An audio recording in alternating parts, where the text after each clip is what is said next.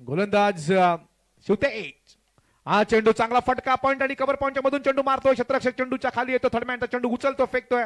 तोपर्यंत उमरला एक धाव मिळतीये आणि या एका धावेच्या बरोबरीनं धाव फलकामध्ये वाढ होते. धावा होत आहेत त्या 27 धावा. अजूनही एक चेंडू बाकी असेल. 55 धावा धाव फलकावरती आल्यात.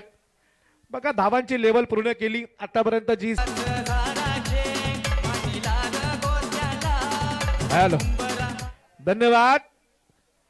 धाव फलकावरती धावा आहेत त्या 61 झिंगड्या.